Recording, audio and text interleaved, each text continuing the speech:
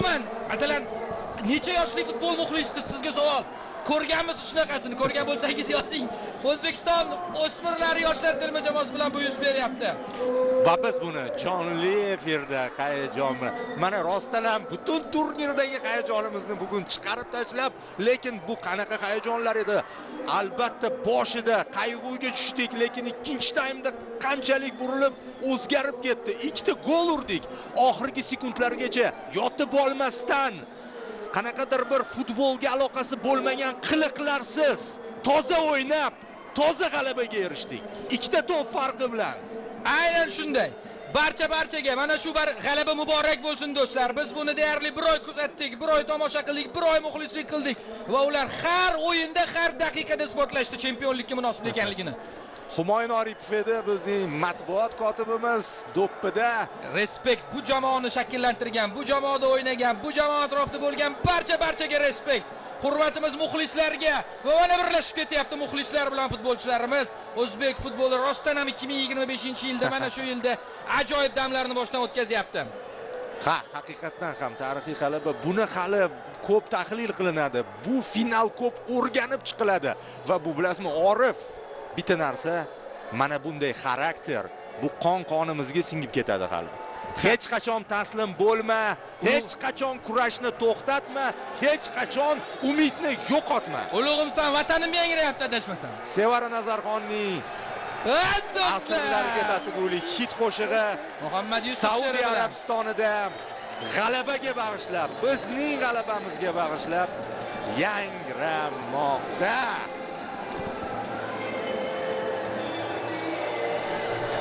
Va bu jarayonni biz Sport telekanalida birgalikda hammamiz kuzatib bordik. Biz chempionmiz. We are the champions.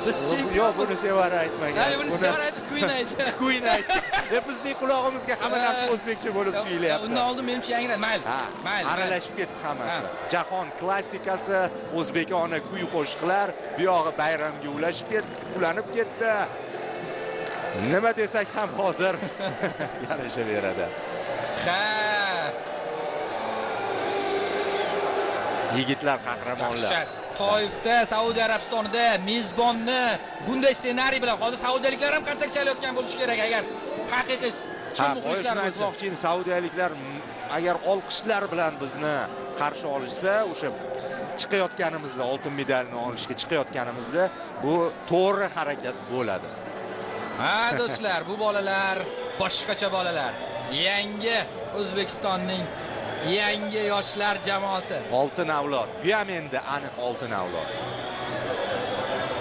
Katta bolalarga aylanishdi bugun. Osmondagi bolalarga aylanishdi. Aynan. Oldinda bizni taqdirlash marosimi kutmoqda. Sport telekanalida, Milliy teleradio kompaniyada oxirigacha olib boramiz. Oling, oxirigacha qoling. Endi bunaqa g'alabalar har doim ham uchramaydi.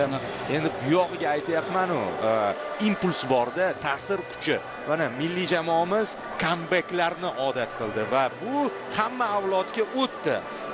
Endi bu avlod har qanday qiyin vaziyatda iroda namoyish etishni bir o'rnak sifatida, bular hali ulg'ayishadi, bular hali o'sishi kerak. Albatta bu avlodni yo'qotmasligimiz kerak. Yaxshi, hozir tizimli yo'lga qo'yildi o'sha eng U14, 15, 16, 17, 18, 19, 20 xullas Olimpiya terma jamoasiga, milliy terma jamoaga sekin-sekin qadam tashlashadi. Bu bizning kelajak. Xudo xolasa eng yorqin avlodlardan biri bo'lishsin, buni tilab qolamiz. Taqdirlash marosimini kutamiz. Mayli, eshitamiz. Bizdan ham keyin intervyu bo'ladi. Bo'lish kerak. Saudiyaliklar sardori hozircha. Bu Abdulaziz Al-Favas. Endi Saudiya harakat qildi. Qaytangi Saudiya birinchi taymda yaxshi o'ynadi. 11 ga 11 bo'lib turganda, ya'ni teng ikkala tomon hujumlar qilib, ochiqroq nisbatan futbol ko'rdik. Qizildan keyin Saudiya nima qilishni bilmay qoldi, chunki bizning yigitlar biz 9 kishi bo'lib ham jang qilamiz, kurashamiz, hujumga o'tamiz, kerak bo'lsa gol uramiz degan narsani, mesajni ularning ongiga yetkazdi. Hard luck قديش كان خيبة الأمل أنكم ما تقدروا تربحوا البطولة؟ بسم الله الرحمن الرحيم. ثاني شيء الحمد لله على كل حال. البطولة مش مكتوبة لنا ان شاء الله في كأس العالم باذن الله. boya aytganim reportaj avvalida Saudiyaning har xil avlodi bilan uchrashganmiz. Bu har doim kuchli terma jamoa bo'lgan, buni tan olish kerak. Saudiya hattoki mana bu yulduzlar kelishidan oldin ham Osiyoning eng kuchli ligalaridan biri bo'lgan. 3ta bo'lsa, shu 3likka kirgan. Ba'zida eng zo'r liga ham deb e'tirof etilgan. Hozir yanada kuchaydi deyishimiz mumkin. Bu ligada an'analar bor. Mana Saudiya chempionatida ham o'yinlarda stadionlar to'la. Yulduzlar kelishidan oldin yana bir marta takrorlab o'taman. Ya'ni Saudiya nisbatan arab mamlakatlari orasida futbol stabil. Ancha yillardan beri jahon chempionatiga erishadi. Va bu mamlakat bilan biz bemalol futbol borasida raqobat qilayotganimiz har qaysi yoshda mana tinglaymiz. Uchrashuv qahramoni Hasanov. Do'ppilar bilan Sadriddin g'alaba bilan tabriklaymiz. Osiyo chempioni bo'lish degan sharaf nimani anglatadi? Avvalambor hammasiga alhamdulillah deymiz aka. Ikkita qizildan keyin ham biz to'xtab qolmadik aka. Biz vatanimiz uchun kurashdik oxirgacha. Mana shu yerda shuncha kelgan muxlislar uchun aka. Trenerlarimiz shuncha mehnat qilyapti. Hammasini oqladik deb o'ylayman aka. Keyingi savol, bugun siz o'yinda o'sha g'alaba goli deyiladi, o'yindagi eng oxirgi golni kiritdingiz. Bu kechada bunaqa sharoitdan keyin gol urish qanaqa hissiyot beradi sizga? Nima vaziyat bo'ldi o'zi yerda? Ichimdan nima o'tganini to'g'risi o'zim ham bilmayman. Hammasiga alhamdulillah aka, bo'ldi. Boshqa gapim yo'q. Muxlislar uchun rahmat, hammasiga bizni qo'llab-quvvatlaganlarga. Uni ko'zda yosh turibdi, meni ham ko'zimda yosh turibdi. Bular yig'latdi, kuldirdi, xursand qildi. Hamma emotsiya, o'zi futbol ana shunday qisqa muddat ichida inson his qilishi mumkin bo'lgan hamma emotsiyalarni taqdim etuvchi sport turi va sport turi darajasidan ham o'tib o'sha ijtimoiy bir yo'nalishga aylangani ham bejiz emas.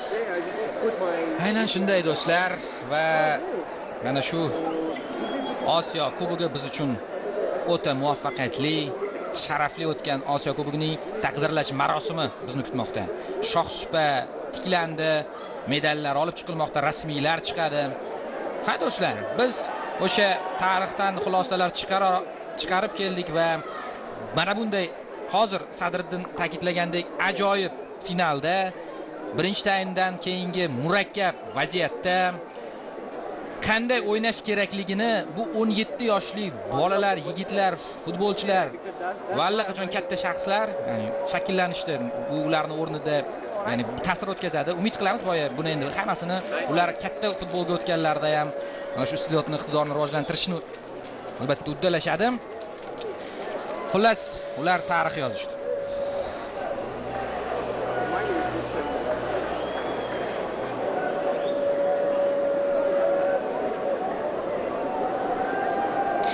Shohsupa tayyor. Osiyo futboli mutasaddilari bu yerda medallarni topshirishga tayyorgarlik ko'rishyapti. Menimcha birinchi bo'lib individual sovrinlar topshiriladi, keyin esa birinchi hakamlar, keyin individual sovrinlar, keyin esa final ishtirokchilari kumush hamda oltin medallar, bosh sovrin kubok. Kim bilsin, balki o'sha ikkita qizil bo'lmay turib jamoamiz nisbatan ozroq g'alabaga erishganda bu qadar emotsiyalar bo'lmasmidi. Aytayapman, hammasi yaxshilikka va hammasi biz uchun ijobiy tugadi. Saudiyani o'sha o'zaro guruhdagi o'yinda ham to'g'ri boshqacharoq holatda 0-3 hisobda mag'lub etgandik. Bugun 0-2 ga gol ura olmadi Saudiya. 180 daqiqa va ko'pchilik bo'lib qolib ham gol ura olmadim. Hozir endi ularni haligi birinchi medallar uchun o'tkazib yuboramiz. Qarsak chalib baribir. Chexiya, Slovakiya, Marokash bilan o'rtoqlik uchrashuvlari, yana Osiyodagi yig'inlar, Vengriya, Fransiya Xitoy, Iordaniyadagi yig'inlar, bevosita turnir oldidagi yig'in bo'ldi. O'rtoqlik uchrashuvlari, bular hammasi albatta ular hammasi natija berdi.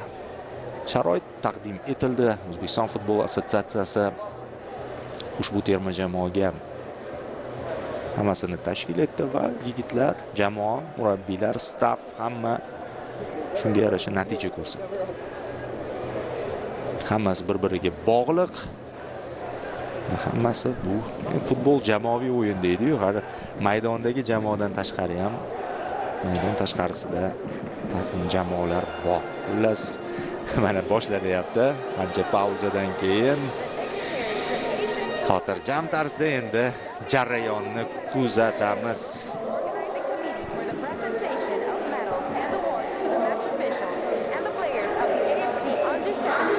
Xo'p, dastlab taomilga ko'ra Saudiya Arabiston terma hakamlar, so'ng Saudiya Arabiston terma jamoasi vakillari o'tishi kerak.